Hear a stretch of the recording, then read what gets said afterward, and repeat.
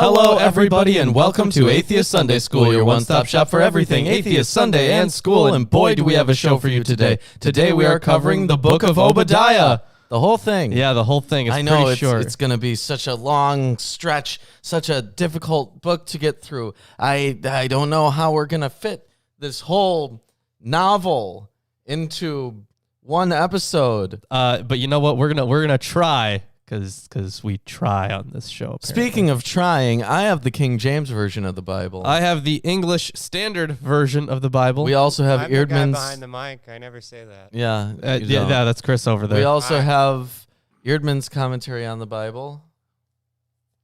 We have. Did you already say Robert Alter's? No, I didn't. We got Robert Alter's translation and commentary of the Hebrew Bible. We have the Holy Scriptures according to some Jews and the new King James Version of the Bible. In addition to that, we have the Old Testament survey from the NIB and Obadiah and Jonah, a commentary by Hans Walter Wolf. Yeah, there it is. So we have some commentaries today. So yeah, the book is pretty short, but I really liked the introductory or the quick introduction that's given from Eerdmans here.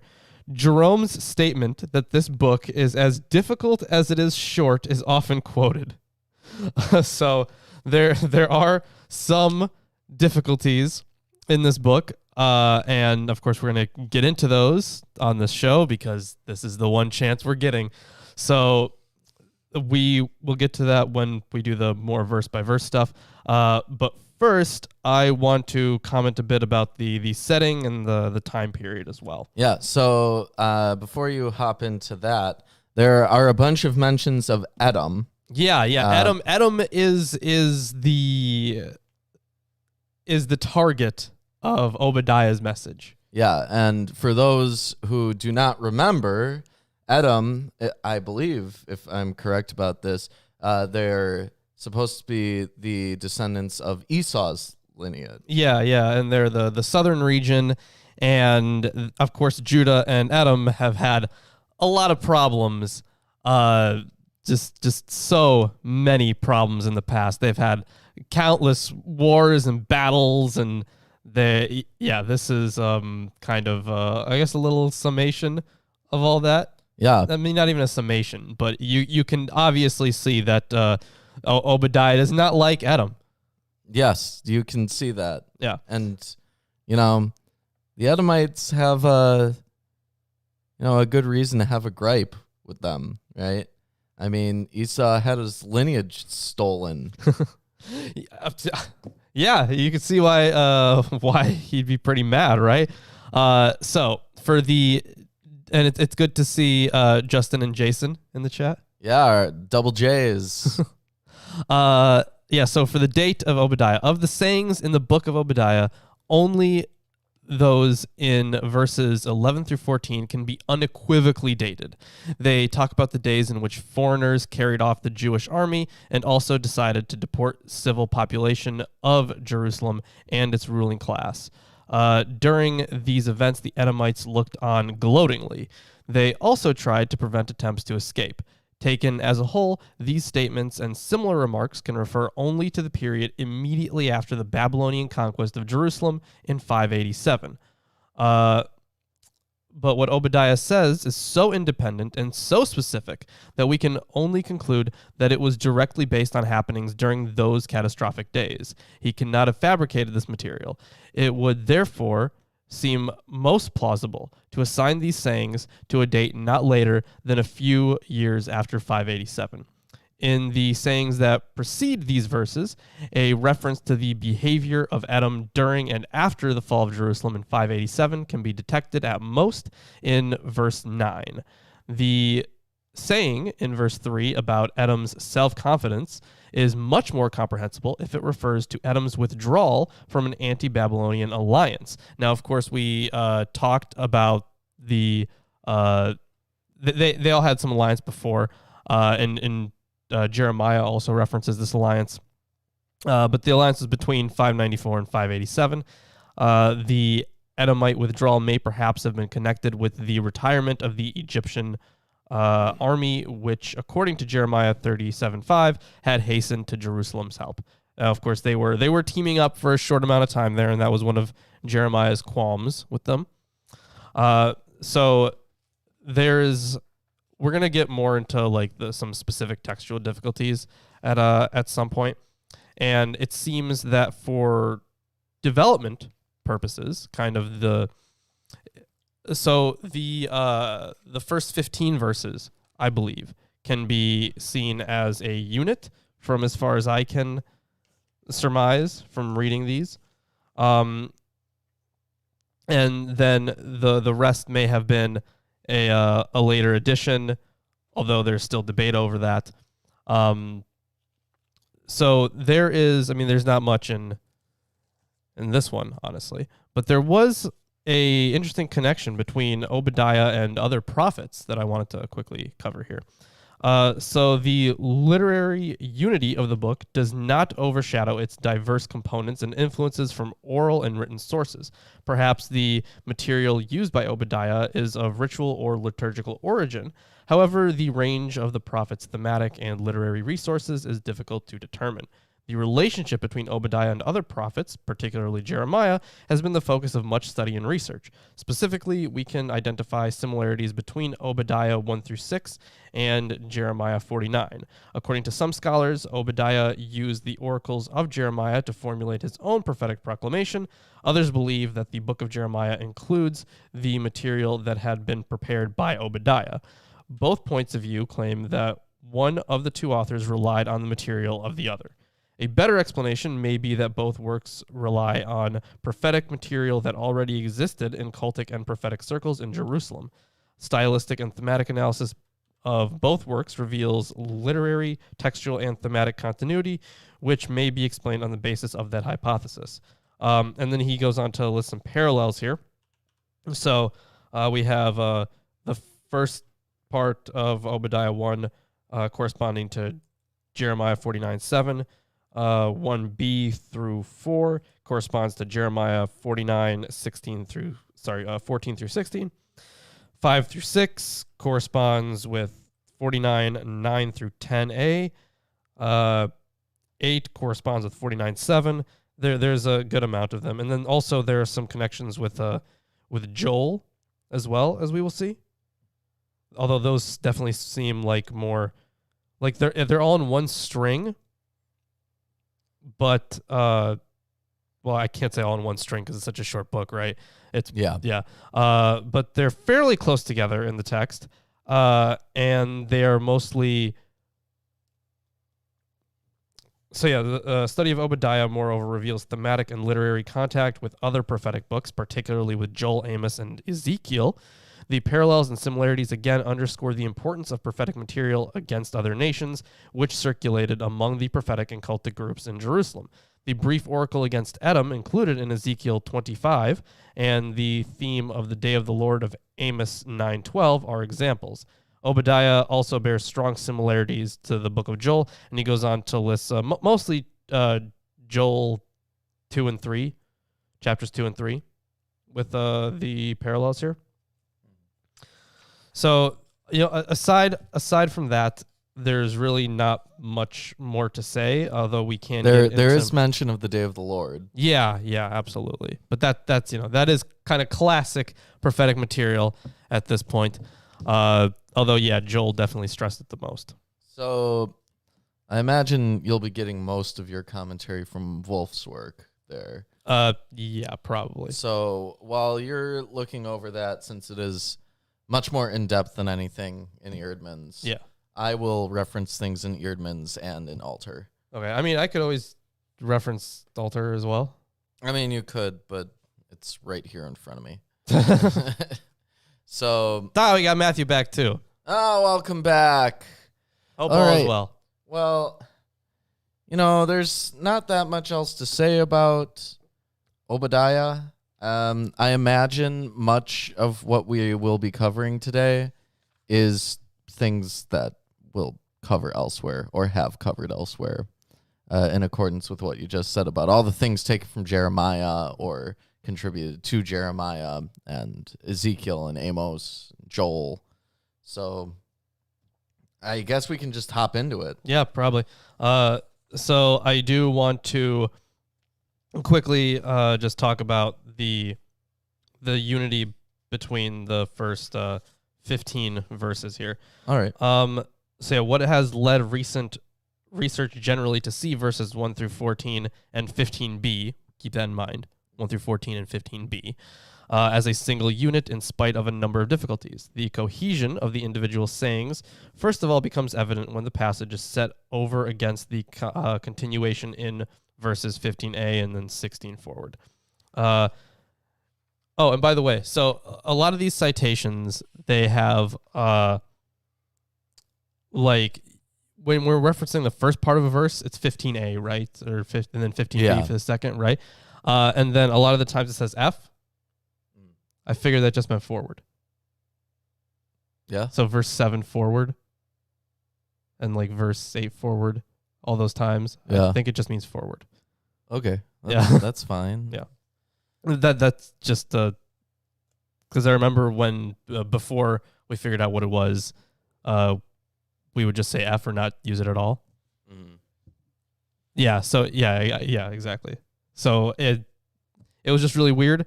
And then I just figured out, this means forward. This makes sense. Right. Anyways, in the first passage, the subject is simply and solely Adam's guilt and punishment. The nations are mobilized as Yahweh's instrument. In the succeeding passage, on the other hand, the message of judgment applies to all the nations. Now we are told for the first time that a remnant of Israel on Zion will be delivered.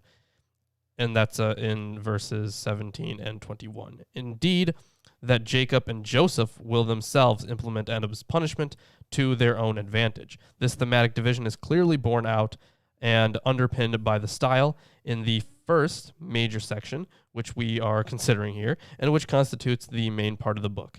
Adam is generally addressed in the second person singular, you. Later, the addressee is no longer Adam, but Israel. These characteristics suggest that verses 1 through 14 and 15b should be considered as a single unit, both stylistically and thematically. All right. So I'll hop into it. We won't have commentary on every verse, but I'll include as much commentary as I can from this stuff because we're only covering one chapter. The book's only one chapter long. It's 21 verses long, guys. Yeah, it's not a very long book. The majority of the content. We hope you enjoyed our stream so far because this is like the halfway point. Lol, I don't think we're having Jesus today. That doesn't make sense. Yeah, I don't know. We could always at verse 10. Let's do it now. Yeah, we could split it up at verse 10, right? Yeah. Are you shitting me? I feel We could. I'll do whatever you want, guys, but that's weird. We could switch off reading at every verse. Oh my God, that seems ridiculous. That seems a little ridiculous. Yeah, it is. Anyways, why don't I hop into the book of Obadiah? Verse 1. The vision of Obadiah. Thus saith the Lord God concerning Edom. Yeah, and apparently this is the shortest prophetic header that there is. Everything about it's the shortest. Thus saith the Lord God concerning Edom. We have heard a rumor from the Lord, and an ambassador is sent among the heathen. Arise ye, and let us rise up against her in battle. So, Alter comments that concerning Edom, Obadiah's exclusive subject is the outrages Edom has committed against Judah and the retribution it will receive for its hateful acts. The inference is compelling that he witnessed Edom's collaboration with the Babylonians in the dire events of 586 BCE. Jeremiah, 2nd Isaiah, and most vividly Psalm 137 register responses to these same acts of Edom. And for the report, which is a rumor in the KJV, it says, much of this passage through verse 6 replicates Jeremiah 49:14 through 16, although the order of verses is different and there are some discrepancies between the two texts. Either Obadiah drew from Jeremiah, perhaps the most likely explanation, or the other way around, or both writers used a common source, as we noted before. Oh, just a quick question. So does yours start with thus says the Lord God concerning Edom? No, mine starts with the vision of Obadiah. Okay. I was just wondering about the KJV. Yeah. Okay. All right. But yeah, Obadiah apparently means worshiper of Yahweh. Great. Behold, Behold. I have made thee small among the heathen. Thou art greatly despised. The pride of thine heart hath deceived thee. Thou that dwellest in the clefts of the rock, whose habitation is high, that saith in his heart, who shall bring me down to the ground? So, for this detail on the clefts of the rock, Edom is part of a mountainous region referred to as Mount Seir, and also here only as Edom's mountain. Yeah, so there is a bit more on that. So Edom's arrogance is based on its geographical situation. The prophet is thinking especially of the rocky fastness east of... Wow, what a weird word. That fastnesses east of the Arabah. They are easy to defend against intruders from the north, where the deeply scored valley of the Zered, or Wadi Hassa, east of the southern tip of the Dead Sea, already forms a natural barrier against Moab, but above all against danger from the west, since the Arabah, the rift between the Dead Sea and the Gulf of Aqaba, an average difference in height of more than 5,000 feet, has to be surmounted in a distance of 15 to 20 to 25 miles. Damn. All right. Good job. Thank you. Though thou exalt thyself as the eagle, and though thou set thy nest among the stars, thence will I bring thee down, saith the Lord. If thieves came to thee, if robbers by night, how art thou cut off? Would they not have stolen till they had enough? If the grape gatherers came to thee, would they not leave some grapes? So, yeah, that was verse 5, right? Yeah, and where it says, how art thou cut off? Alter translates this as how you would be destroyed. And he says this is somewhat puzzling because the point is that the thieves would only take what they need. One solution would be to read this clause as a question, although that would clash with the exclamatory how at the beginning of the next verse. Now, on this section here, the first 5 verses, there's commentary in Eerdmans, which I'll read out here. The main points in Obadiah 1c through 5 may be briefly indicated. There is to be a multinational attack on the nation, unnamed in these verses, instigated by God and intended as a judgment against the pride of the nation, which had considered itself impregnable because of its geographical location. Theologically, the thought is closely similar to the concept of Assyria as the instrument of divine judgment in Isaiah 10:5-15, and to the theme of divine judgment against all manifestations of pride in Isaiah 2:12-17. The prophet is concerned to assert the sole sovereignty of God in international relations and the divine judgment awaiting the nation that presumes on its independence. The reference to a living in the cleft of the rock in verse 3 has often been linked with the place of that name in 2 Kings 14:7, which in turn has sometimes been identified with el-Biara at Petra in Edom. Bartlett, 1989, has pointed out, however, that there is no positive evidence for the identification of Selah with el-Biara, and that it is in any case not clear that the rock in Obadiah is a proper name, or even if it is, that it is identical with the Selah of 2 Kings 14:7.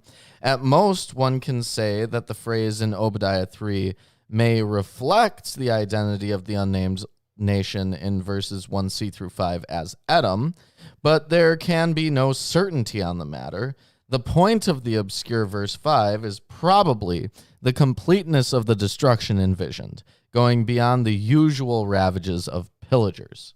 Yeah, and definitely looks like this is straight taken, or maybe not necessarily taken, but this is pretty much the same verse that we find in Jeremiah 49:9, where it says, "If grape gatherers came to you, would they not leave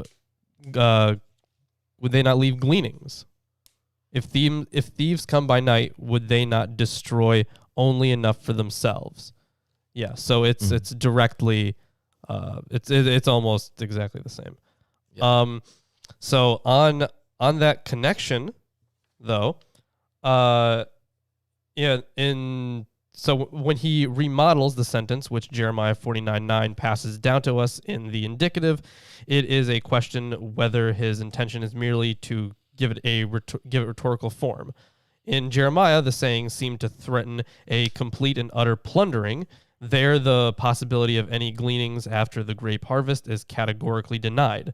The prophet announces ruin or destruction through the thieves. But in Obadiah, a question is put.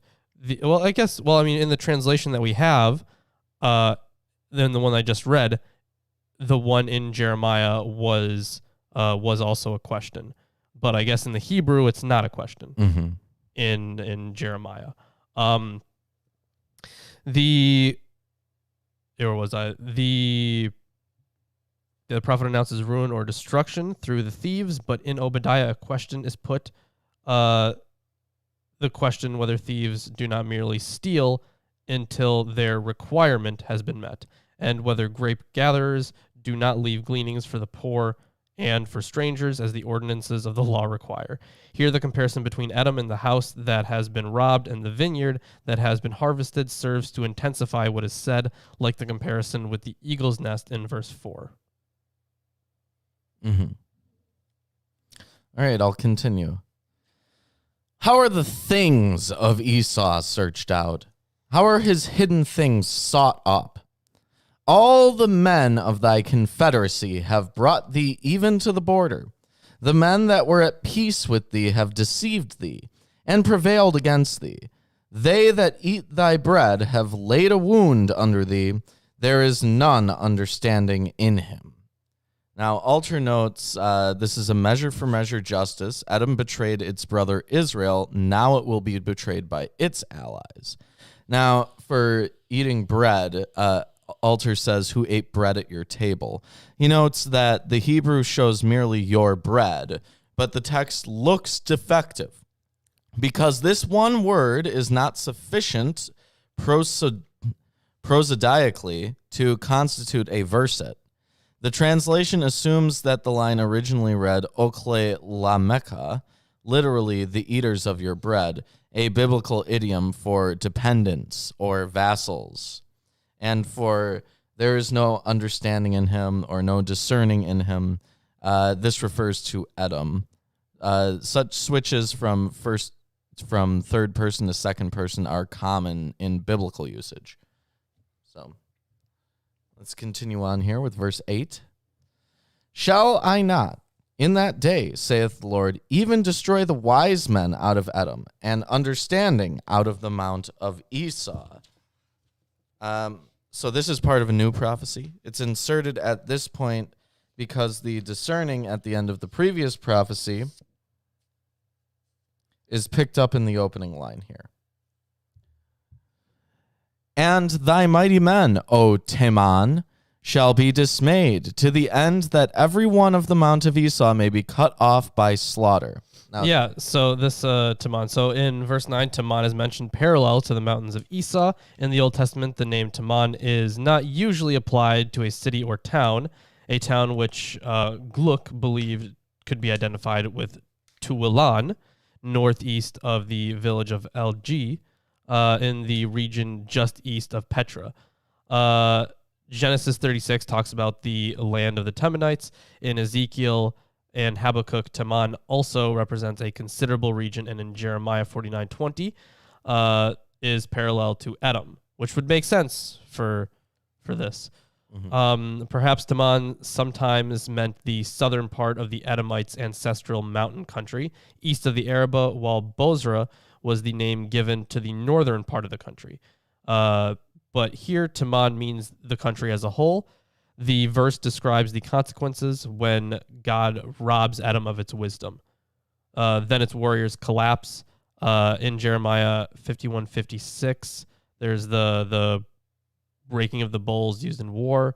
In 50, okay, so it looks like the phrase that's used here, stand in Jeremiah 51:56 stands for the breaking of the bows used in war. In 52 for the destruction of the idols. In Jeremiah 48:1 for the breaking down of a fortress. It's used in a whole bunch of ways, I suppose. That's what it looks like. Mm-hmm.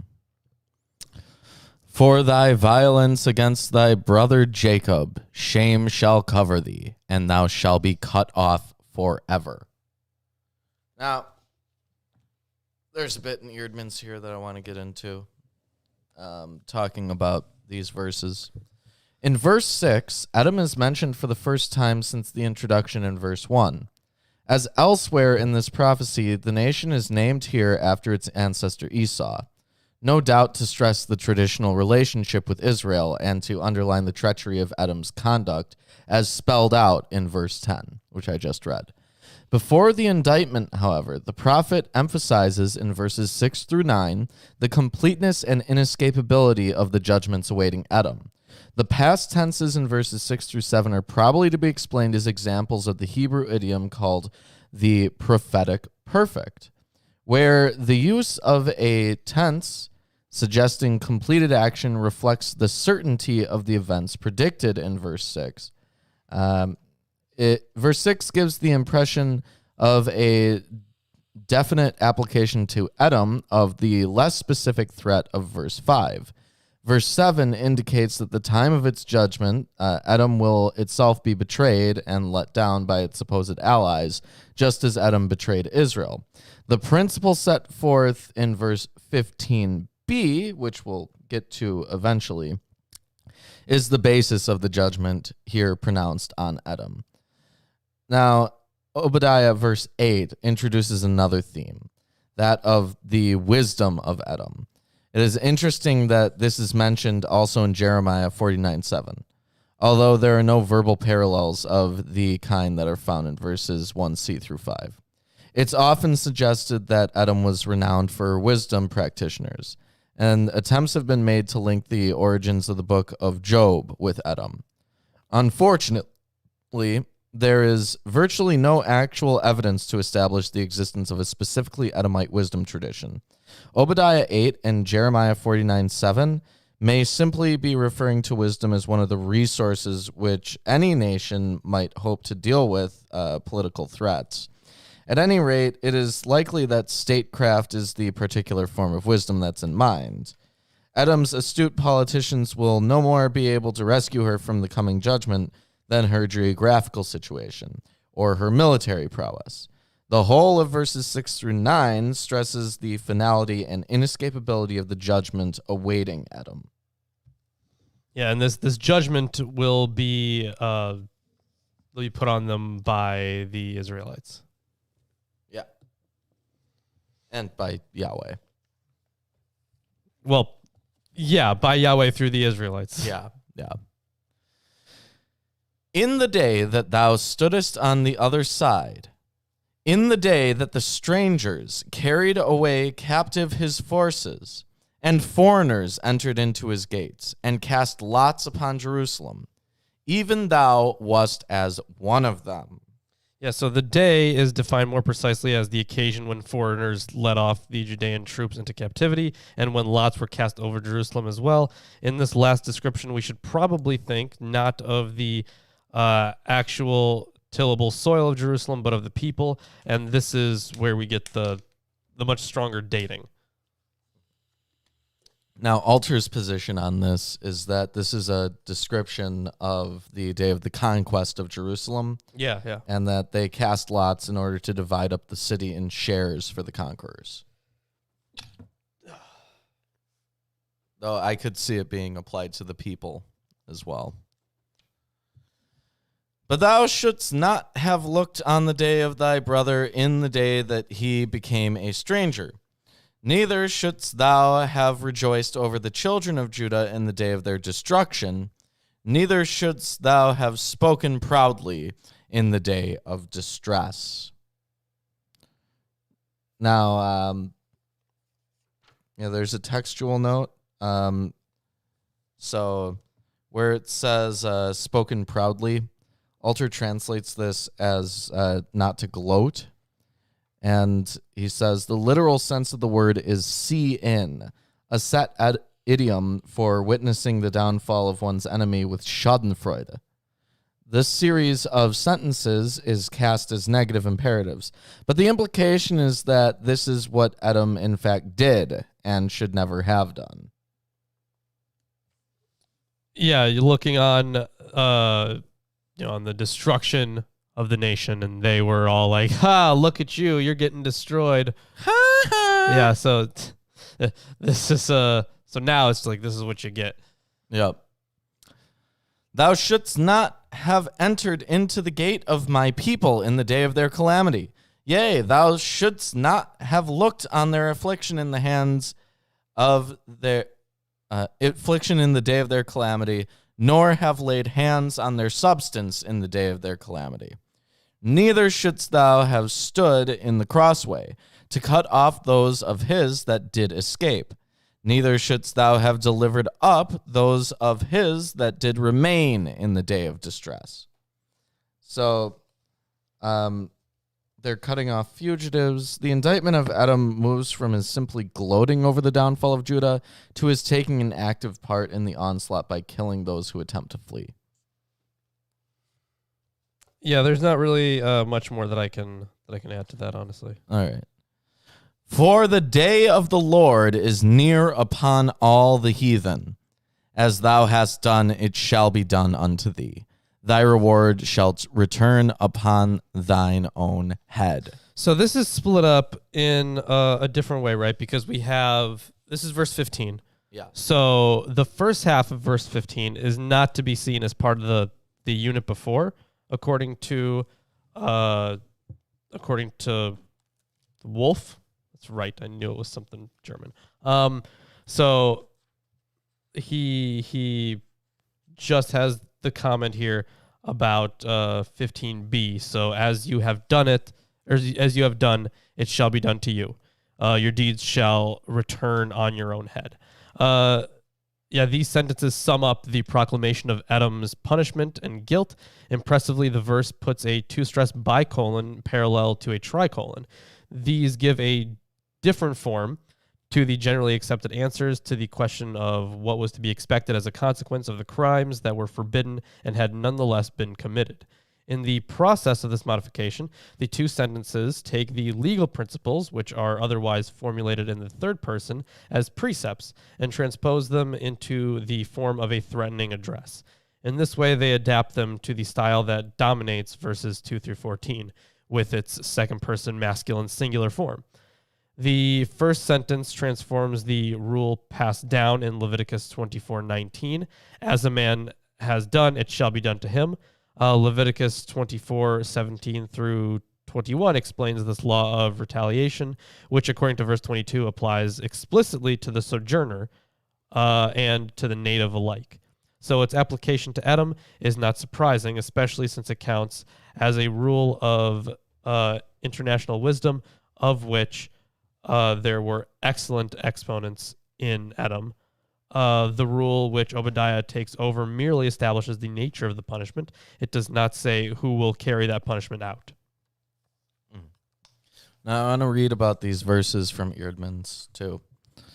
The reasons for this judgment are spelled out in verses 10 through 14, the indictment against Edom, and consists in their treacherous behavior toward their traditional brother nation, Judah, probably, though not certainly, at the time of the fall of Jerusalem. In verse 10, Judah is named Jacob, reflecting the view that Judah is now the sole survivor of the former Israel. The name is no doubt chosen here primarily to draw attention to the theme of conflict between the brothers Jacob and Esau, the traditional ancestors of Judah and Edom. The actual specific charges are less serious than might have been expected. In verse 11, they're accused of virtually identifying themselves with Judah's conquerors, standing passively by when they could have come to the rescue. In verse 12, they're accused of Schadenfreude. In verses 13 through 14, they're accused of looting and helping to prevent Judean fugitives from escaping. All of this, introduced by the general term violence in verse 10, is a serious breach of the obligations of brotherhood. As such, it merits divine judgment, which is applied on the lex talionis principle. Verse 15 is the major turning point in the book. The scope of the prophecy widens as the proximity of the day of the Lord is announced against all the nations, including Edom, but not exclusively against Edom, as in the first two halves of the verse, as in the first part of the prophecy. Many scholars think that the two halves of the verse have become inverted. Verse 15a introducing the new topic and 15b forming an effective climax to the indictment against Edom in verses 10 through 14. The English translation does not indicate that the you in verse 15b is singular. Yeah, one is singular and the other is plural. Yeah. Suggesting that the reference is still specifically to Edom and not yet to all the nations. There is, however, no textual evidence that such an inversion has occurred in the transmission of the prophecy, and it is perhaps more likely that we should see the mingling of themes in verse 15 as an indication of the editorial unity of the final form of the prophecy. The specific judgment against Edom, still prominent in the last section, is seen against the wider background of God's judgment on all the nations. And I'm going to put Eerdmans aside and read the rest once we finish the book, because it just kind of it merits that. All right. So before we hop into these, this last section, I guess, I did we already brought up how it's linked and the kind of movement of half of a verse, right? Yeah. And we already talked about that before. You mentioned how they're addressing different. The tense of the people they're addressing is different. Mm-hmm. So here's some on the setting for these final verses here. Very little convincing evidence can be brought to bear on the problems of authorship. Verses 15a and 16 forward are directed against all nations instead of against Edom, yet this does not necessarily mean that the saying is not Obadiah's own, even though in his first speech he rallies not only Israel but also the nations against Edom. For the law of retaliation is of equal importance in both passages. Moreover, in the exilic and post-exilic period, Edom is elsewhere too, the very personification of Israel's enemies in the world of the nations. So we have reference to Isaiah 34, Ezekiel 36, Joel 3, 2, 12, and 19, and Amos 9, 12. More than any other text, Obadiah makes it comprehensible why, from 587 onwards, Edom should have become the prototype of all the enemies of God's people. The sayings in verse 18 reverts directly to Obadiah's main theme, Edom, and states more clearly than verse 1 that Israel itself is going to be Yahweh's instrument of judgment against Edom. All right. So verse 16. For as ye have drunk upon my holy mountain, so shall all the heathen drink continually. Yea, they shall drink, and they shall swallow down, and they shall be as though they had not been. Now, Alter translates this differently, and I'll tell you why in a moment. But first, the you of the preceding verses is in the singular and clearly refers to Edom. This you is plural and probably refers to the Judahites. They have drunk the poison chalice, kos hatar elia. That term is elliptically implied but not mentioned. On the day of Jerusalem, my holy mountain was destroyed. And now the turn of the nations is coming to drink that cup to its bitter dregs. Yeah, the cup from Yahweh's right hand, the cup of his wrath and judgment. Yeah. So the last part of that verse, Alter translates as, they shall drink and babble and be as though they had never been, which is not what the KJV says. But he says here that the Hebrew deploys an untranslatable pun, where babble is la'u and never had been is lohayu. So this is wordplay that occurs, which is not translated over. Right, that's you're talking about verse 16, right? Yeah. The very last part of the verse, they shall drink and babble and be as though they never had been. So I can't read the Hebrew here, but talking about that specific word, right, is probably. So Wolf translates this, just to be clear here. Wolf translates it as, so they shall drink and gulp it down to the dregs. Yeah, okay. So that's that one. So it's probably the original reading, or the Vulgate, they shall suck in. But the Greek, on the besontai, they shall go up, mistakenly reads. See, can you read that Hebrew right there? Vitlao. Okay. As they do correctly in verse 21. But earlier Greek texts have kata besontai, thereby surely confirming the Masoretic. So kata besontai, it would be instead. Let's see. So kata means down, and it would. Yeah. So they shall go down. Mm-hmm.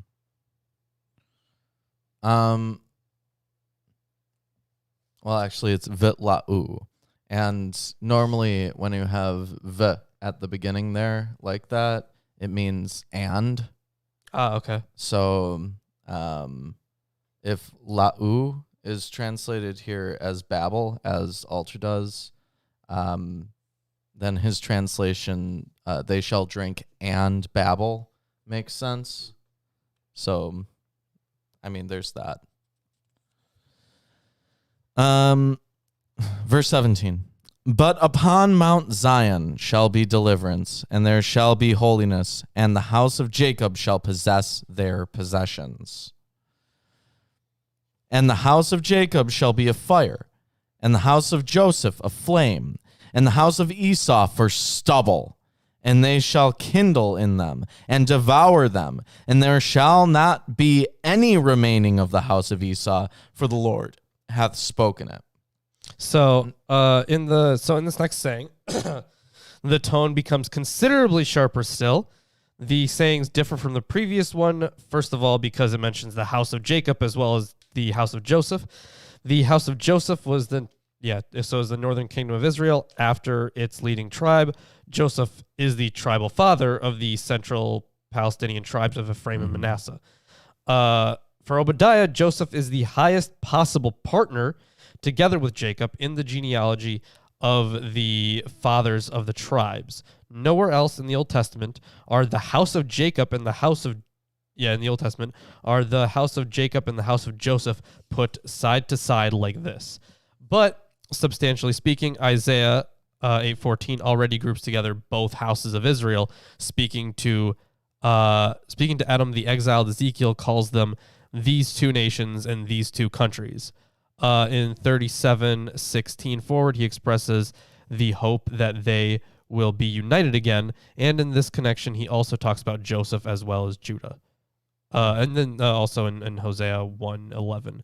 But apart from Obadiah, it is only Isaiah 11:13, an early post-exilic text, that expects a new common initiative directed against the surrounding nations. And this passage shows Ephraim united with Judah on the one side, and on the other, Edom arrayed with Philistines, the people of the east. All right. And they of the south shall possess the mount of Esau, and they of the plain the Philistines. And they shall possess the fields of Ephraim, and the fields of Samaria, and Benjamin shall possess Gilead.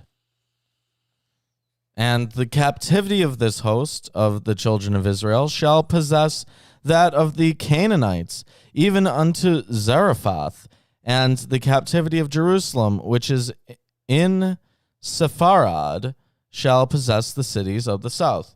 Now, Alter comments on Zarephath There is a Phoenician town about 9 miles south of Sidon. In the Middle Ages, it would be adopted as the designation for France, usage carried over into modern Hebrew. And so for Sepharad, this is Sardis in Asia Minor. In the Middle Ages, it would be used as the name for Spain, another usage preserved in modern Hebrew. Obadiah appears to have mapped out a plan in which groups of Judahites exiled to different regions would be assigned different territories in the return of Zion. Yeah, certainly what it sounds like. Maybe, I don't know if it would necessarily be like a callback or anything, but is there a link there with the lots cast for? Oh, no, it's not, never mind. This lots cast for Jerusalem. But if they're talking about the people, then maybe. Mm-hmm. Sorry, if they're talking about the people, then maybe. Or maybe Noah's sons' partitions. Noah's sons' partitions? Remember Noah's sons? I mean, yes, some of them got a chunk of the lands. Yeah, that was described in Jubilees. Yeah. Yeah. But Jubilees isn't canon. No, whatever. And the saviors shall come up upon Mount Zion to judge the Mount of Esau, and the kingdom shall be the Lord's. Alter notes, the military strategy is somewhat opaque. The point being to set a mountain over against mountain. Perhaps what's implied is that the forces of Judah will assemble on their own lofty mountain and then proceed to attack Mount Seir. Yeah, so the aim of the procession or triumphal progress is to rule Mount Esau. According to the language of the book of Obadiah, hitherto, Mount Esau would have to be interpreted here, as in verses 8 forward and 19, as the area in which the Edomites lived. The verse would then provide the answer to the question, what is going to happen to the country of Edom after the loss of the inhabitants? So yeah, they're going to be there. Mm-hmm. This interpretation certainly does away with any possible tension between the expectation in verse 18 and 21, but it is nevertheless improbable because govern or rule is always applied to people, never to things. Probably Mount Esau has been chosen here in order to highlight the contrast to Mount Zion. Mm-hmm. But the statement does not exclude the Edomite people; it includes them. This is the only explanation that makes sense of govern or rule. The word by no means implies oppression, let alone the complete annihilation announced in verse 18. It at most means a ruler, which includes the expiation of injustice, if not inclusion in a saving order. At all events, the remnant of Mount Zion who have been delivered are not intended to impose their own rule on Edom. The final sentence makes this unequivocally clear. The sovereignty shall belong to Yahweh. Well, I mean, to them, I don't know if they'd see it that way. Mm-hmm. So I'm just going to read the rest of what's here in Eerdmans. It's pretty short. At all events, the you in verse 16 is plural, and the reference now seems to be the nations which had attacked and exploited Israel. The theme of 16 through 18 is the reversal that will result from the judgment. Those who appropriated Israel's territory will themselves be appropriated by Israel.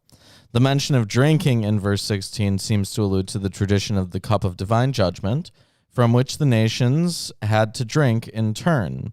Verse 17 reflects the sacral traditions of the holiness and security of Mount Zion, the site of the temple.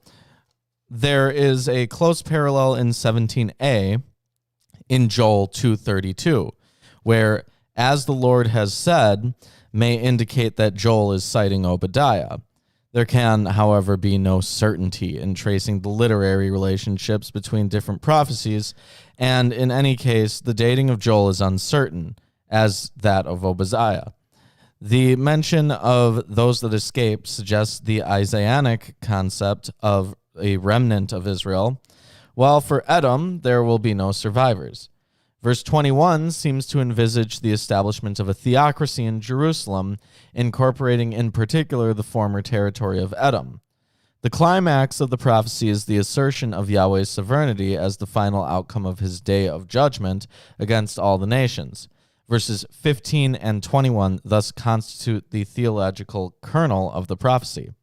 Obadiah 19 and 20 indicate in some detail which areas of the territory will be reoccupied by which groups of Israelites, including those who will have returned from exile. This is a kind of expansion of verse 17b and may be a secondary addition to the original prophecy. At first sight, the historical obscurities of this short prophecy, together with the vengeful attitude towards Edom expressed so forcibly in it, might suggest that it has little relevance for the modern Christian reader. The prophecy does, however, affirm the basic principles of the ultimate sovereignty of God in this world and the impartiality of divine judgment, which none can evade by drawing on their own resources and supposed natural advantages. The condemnation of treachery, in particular, is trenchant and relevant to all human relationships. Yeah, I mean, so this book essentially has just been, "Dear Edom, you suck. Never any help, and you guys are just kind of dicks." This felt like Isaiah abridged. Wow. That's what I felt. Well, I mean, so Isaiah had a whole bunch of woes in it, right? And there was that whole section of that. So if you take the section on Edom, it would have been an expansion of that. So, but this is strictly about how Edom has been and what will come down to it. Now, I think the ending there being a later edition might make sense. But the book overall, I think the link with other prophets is probably the toughest one to call because it's so short. We can't really. There's not that much there. We can get that they don't like Edom, but we kind of already know that they really never did. So that doesn't help much. A lot of people didn't like Edom in that place and time. So it would be tough to call. I think there are definitely some textual similarities, which point to those. There are definite links between other prophets, right? Like the one in Jeremiah and the grapes, right? That's almost word for word. So like there's definitely a link there. But yeah, maybe one based it on the other. Or they got it from. They could have got it from the same source. Yeah. Maybe even the book of the kings of Israel and Judah. Yeah, that's what they don't want you to know. That's what's been in there the whole time. It's been that one saying. Is it not written? It is written. So, final thoughts on Obadiah? I told you. I mean, it was short, obviously. Yeah, there's almost nothing to say about it. It's just like Edom sucks. Essentially, yeah. Yeah. I guess there was one line where they had some interesting wordplay that doesn't translate. Right. And there's probably like way more to this that even these commentaries didn't get to. Somehow. There probably is. I wouldn't be surprised. It's kind of piecemeal. Yeah, a little bit. Like there's stuff that's referenced in other books. There's stuff that's word for word from other books. It almost reminds me of that one psalm. Oh, the song 40. Almost. Let us have a new psalm. Yeah. But it's not a new psalm. It's like the least original psalm. The least original psalm. I forget which one that was. I really do think it was 40-something. I'm sure someone in chat knows. But yeah, that psalm was not original. It was, in fact, the least original psalm. So it is the shortest book in the Bible. Wow. It's Well, no. There are shorter books in the Bible. It's 21 verses, Lawrence. There are shorter books in the Bible. What other book is shorter? Let's go to, what is it, 2nd and 3rd John? That's not the Bible. That's the New Testament. Well, that's still the Bible. Okay, this is the shortest book Yeah, in the Old Testament. 2nd and 3rd John. Okay, well, we'll be doing 2nd and 3rd John in a single episode. Right? But moreover, it's the shortest book in the Hebrew Bible. Because the Gospels and shit aren't in the Hebrew Bible, Lawrence. Yeah, I know they're not in the Hebrew Bible, but you said the Bible. Yeah. Well, we've been reading the Hebrew Bible. Yeah, so I know what we've been doing. It's kind of implicit. No, it's not, but it's fine. Okay, Figured well, it either out. way, it's an incredibly short book. Besides which, isn't the New Testament just apocrypha? To the Hebrew Bible, it is. Yeah, the entire New Testament is just a set of apocryphal books that were adopted by a particular Jewish sect that went on to become much more popular than mainline Judaism. Well, yeah. So yeah, Jason, we will definitely be going over whether or not it's to be taken literally, or if it's maybe what's it called, the historical fiction, or if it's whatever the genre is. We will definitely talk about it because, of course, that has all of Jonah next week. Yes, I think it's so. 4 Yeah, chapters. Yeah, I didn't think it was super long, and that's they're cool, though. short chapters as well. Cool. It's a Yeah. cool book. Yeah, It's got that really famous story. Guy gets swallowed by a whale. that's what I'm looking forward to. Yep. I Whale. can do that. A guy got swallowed by a whale IRL. a few months ago. Yeah. Yeah, I heard about about that. Yeah. It spat him out immediately. So, okay, so yeah, I'm looking a little bit ahead. This is like, I know that Jonah's a short book, right? And if you're going to pull a story out of Jonah, yes, it would be the fish one. But also, Whales are mammals, Well, not fish. Like, I'm curious what else there It is just because says of how fish. short the Okay. famous part it is. just says anyways. fish. A Yeah. fish swallowed it. That's what this translation says. But for Jonah, because it's so short and because the narrative within it is even shorter, a story that has been played on so many times in media is actually an incredibly short chapter. Yes. It's chapter 2. It's almost I like guess the it Lion's starts Den in at Daniels. kind of like that. Yeah. It starts at the very end of chapter 1. I guess that's probably just in the. Okay, so yeah, in the Hebrew, it's just chapter 2. So yeah, it's incredibly short, and most of it is a prayer. So That's why I don't know about it. Thanks. Well, we'll find that out Yeah. next week. So yeah, so either way, we will definitely be talking about that because you know what, maybe people will like the episode because it's about Jonah, and that has a whole thing that goes with it. He at least has some name recognition, that The Obadiah doesn't have. Who even Nobody is that guy? gives a shit about Obadiah. Isn't a bullfrog. Yeah, right. He's not a friend of mine.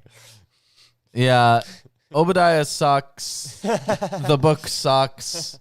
I mean, there's Adam nothing to it. sucks. Adam sucks, I guess. Adam obviously sucks. There's nothing like original really with Obadiah. It's just like the typical stuff we've seen before 1,000 times. So, like, what a boring book. I guess the most Why is it even in the Bible? It aside doesn't from- need to be. aside from like some specific epithets that are used throughout, I think the most unique thing would be like at the very end, those last 3 verses there. Well, you see, says Obadiah's great grandson. You have to include Obadiah because I'm Obadiah's great grandson, and I'm important. So I think there was actually the section on this that it's placed in the canon, and I didn't really want to cover it because I was like, it doesn't really matter. But now that we're talking about Yeah, it, it matters. okay. So in the Hebrew canon, the book of Obadiah is placed between Amos and Jonah. From a chronological point of view, this arrangement is incomprehensible, even if we assume that the fathers of the men who compiled the canon identified Obadiah with Ahab's steward of the same name, 1 Kings 18. Just as does the Babylonian Talmud. Does that as well. For in this case, Obadiah would have been the 9th century contemporary of Elijah and would accordingly have to be placed not only before Jonah, who appeared on the scene in the 8th century under Jeroboam, but also in front of Amos and even Hosea, since they both performed their ministries under the same king as Jonah. I've already suggested elsewhere that the late book of Joel, which was relatively close in time to the compilers of the book of the 12 prophets, was put before Amos because of its subject, but the thematic connections extend further still, running not only from Joel to Amos, but then on to Obadiah. The announcement of the approaching day of Yahweh, which will come upon all nations, is repeated word for word in Obadiah 15 and is developed further in verses 16 forward. The particular threat presented by Edom, which is only briefly touched upon and explained in Joel 3:19, is developed at length throughout the whole book of Obadiah. So the Septuagint rearranged. This is why it exists. Got it. The Septuagint rearranged the first half of the book of the 12 so that the 3 longer books, Hosea, Amos, and Micah, are followed by the 3 shorter ones, Joel, Obadiah, and Jonah.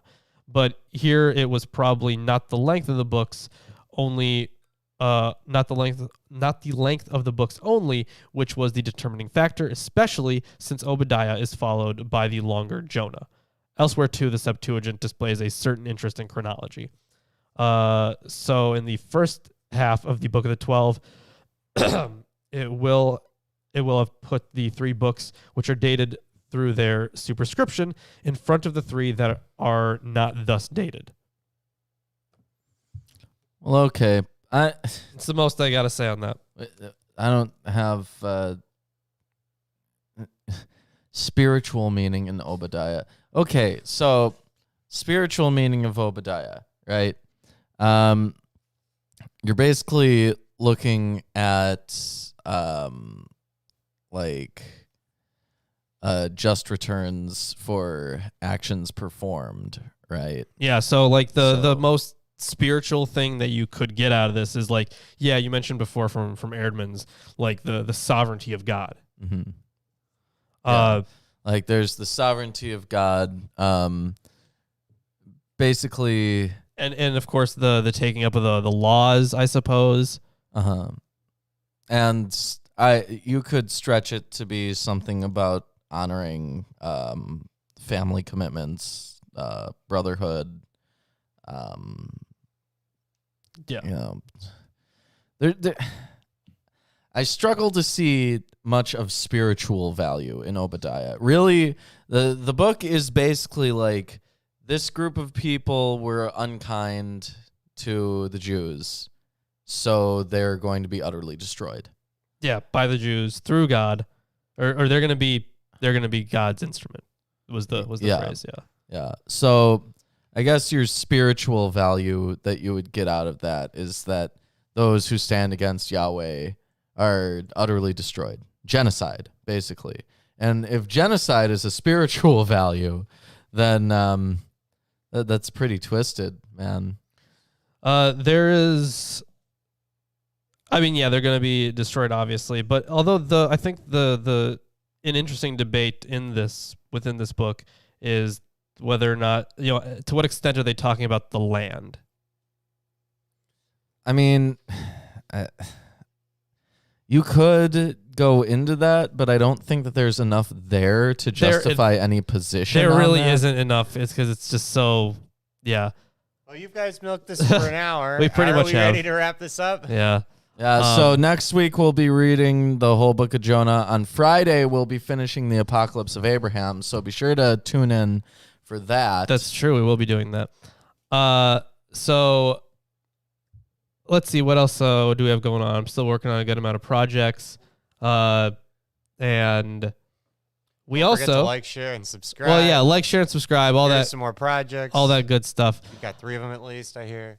So yeah, at least 3. Oh, Lawrence, did you bring those books you said came in for me? Yeah, I brought them over okay, here. Yeah. Good.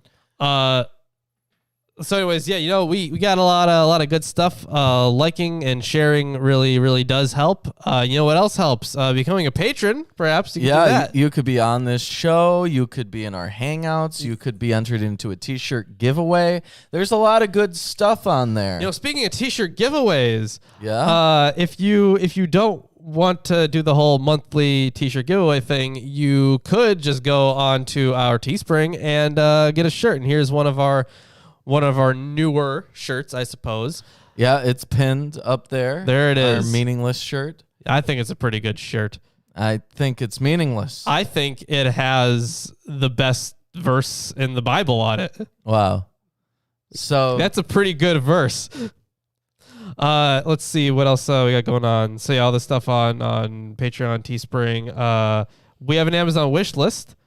And we got a lot of books on there. Yeah, you can buy us books. We'll read the books. We'll read to you. Thank you for the books. for when we you. get the books. Yeah, Thanks absolutely. for those books. Yeah. So last I checked, at least from the packages that had names on them. Big thank you to Jason and Landon for the book. Yes, recently. thank you very much. And we also have Facebook and Twitter. Those are free. Absolutely free to follow. Not even a penny. It costs you $0 to follow. So why aren't you doing You know it? what? It does cost them to have internet at their home. It costs you $0. Steal that Wi-Fi. Have a friend at a library. I don't know. No, Figure it out. And electric bills. Whatever, Ruben. Now you're talking nonsense. So the Amazon wish list, because I guess Nightbot's posting some stuff. But all links to all these things are in the description.